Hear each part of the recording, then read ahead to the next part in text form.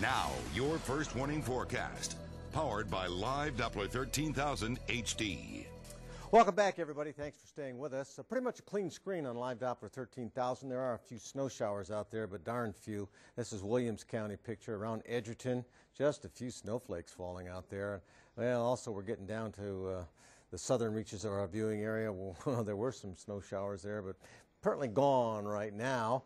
Here's the way it looks. Well, as it developed today, you got lake effect business here in the lee of Lakes Erie, Ontario, all across Michigan. Then a separate little system here with some cloudiness and some snow showers over the Illinois, Indiana area and down over the Ohio River Valley. So a couple of different things going on, all minor systems except the lee of the lakes. Whoa.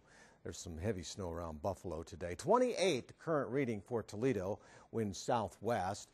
Other temperatures are in the other upper 20s as well, 27, 28, and 29. Pick them out. That's where they're at. Our high today, 29 in Toledo.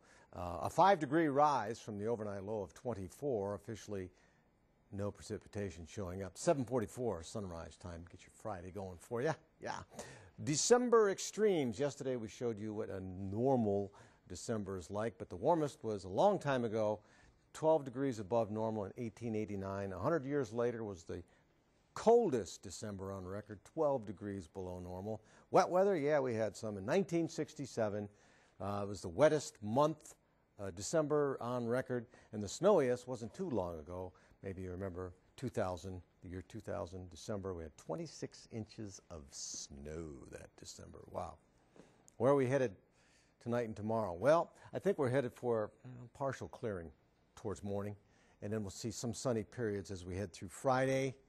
Temperatures not much warmer, maybe around freezing most areas. Clouds moving back in for Saturday. Another weather system approaching the area will spread light snow over a goodly portion of the lower Great Lakes, but not ours, I don't think. We'll see some, but most of that should circumnavigate us to the southwest. 20 for an overnight low. Tomorrow, partly sunny.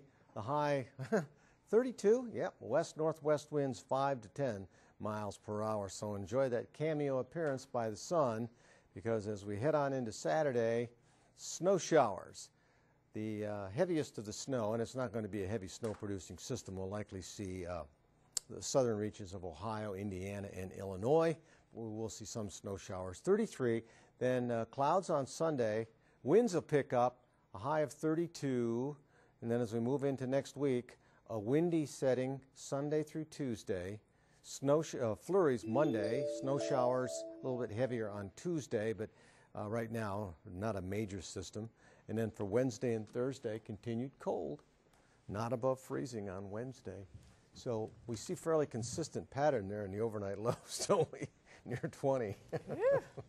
Is there such thing as December thaw? It comes in January, I know, but I'm working on that December thaw already. Yeah, let's see if we can get one in. Okay. Stan, thanks. Hey there, I'm Dave Holmes. Coming up next in sports. For one night only, he's taking his talents from South Beach back to Cleveland. We'll hear from the Cavs as they get ready to welcome back an old friend.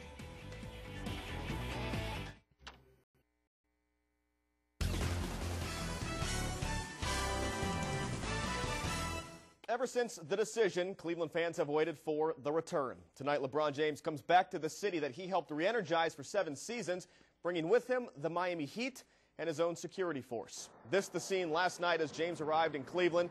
A police escort took him to his hotel. Then tonight, the Quicken Loans Arena has extra security in place for what's expected to be the most hostile environment in NBA regular season history. Sticks and stones may break my bones, but words would never hurt me.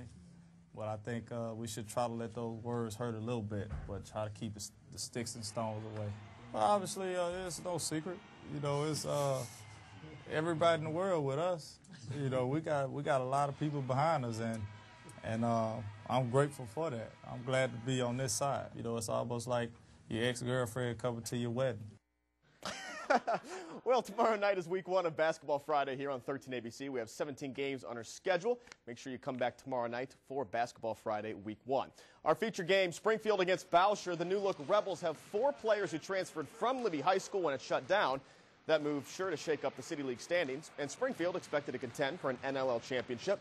Should be a good one of 17 we'll have. And while tomorrow is our first Basketball Friday, we take one last look back at Football Friday with our Glass City Federal Credit Union Athlete of the Year. Until this season, Toledo Christian had never won an outright TAC championship. Then again, they'd never had a player like Nick Reitnauer. The two-time conference player of the year is our player of the year, not just for the gaudy numbers, 3,000 yards, 38 touchdowns, and just 5 interceptions, not just for the records, including an Ohio State record, 30 straight completions, but also for his leadership. 2 playoff berths, a gritty season-defining win at Northwood. Bottom line, when his Eagles needed him most, Nick Reitnauer played his best. And for that, he's our Glass City Federal Credit Union Athlete of the Year. And, of course, come back tonight at 11. We'll have a full report from Cleveland. All right, Dave, thanks. Coming up next, another live report from where the Toledo dive team focused its search for the missing Morenci boys today. Also, what's ahead weather-wise over the next few hours. Stan has your evening forecast as we look live from our Sylvania Flower Hospital action camp.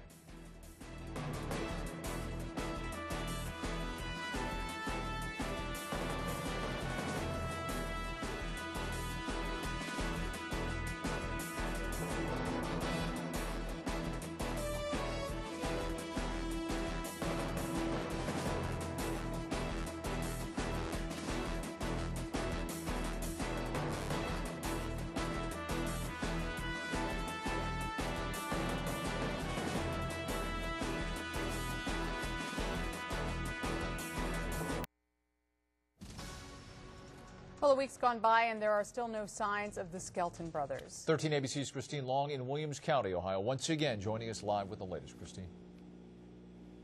Lee, Diane, as you said, it's day 7 of the search. Still no sign of the Skelton boys. Take a look at their picture once again. They are Andrew, Alexander, and Tanner. They were last seen a week ago on Thanksgiving. Tomorrow marks the last day for volunteer searchers. As we've been following, hundreds of people have been coming out day in and day out, combing the countryside looking for the boys.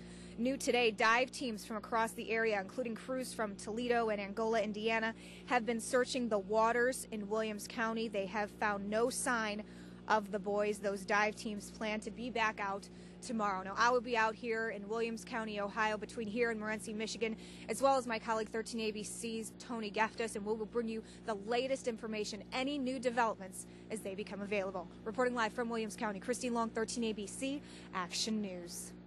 No changes in the weather pattern tonight. It will be cloudy and cold, a few flurries, but if you're anticipating travel around the 9 o'clock hour, it'll be cold with temperatures in the mid to upper 20s, but no significant areas of precipitation to be concerned about. Good news on that front. Thank you, Stan, and thanks for watching 13 ABC Action News at 6. We're always on 13abc.com and get breaking news by following us on Twitter and Facebook. Back with all new news tonight at 11. For Lee Conklin, Stan Stachek, Dave Holmes, and all of us at 13 ABC, I'm Diane Larson. World News with Diane Sawyer next. More people get their news from 13 ABC Action News than from any other station. And we thank you.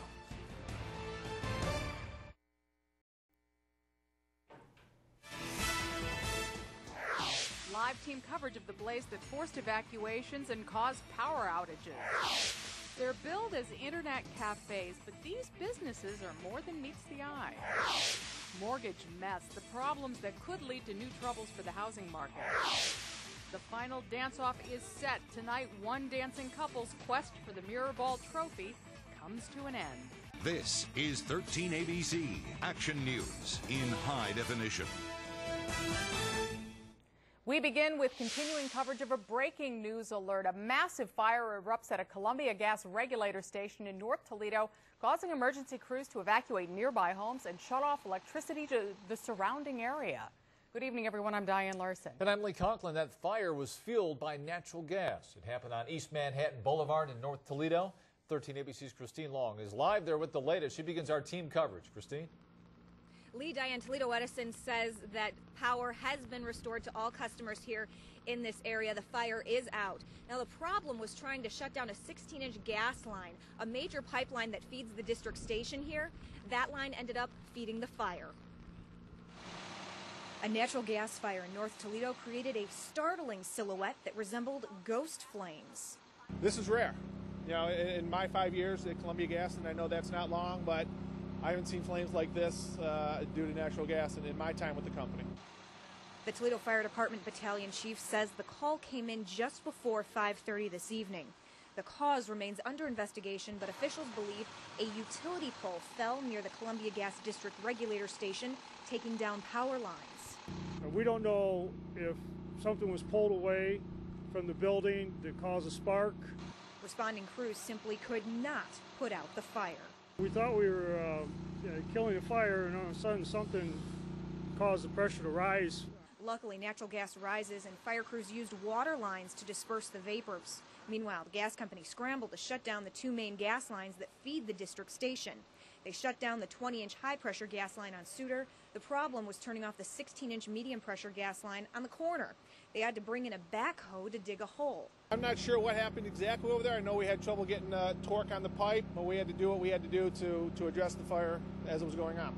Honestly, we're shutting down the valve, and they could only get a little bite on it. Then they had to get a backhoe in here, and then get a pipe wrench on it, turn the worm valve, I believe you call it, Chris, turn that off.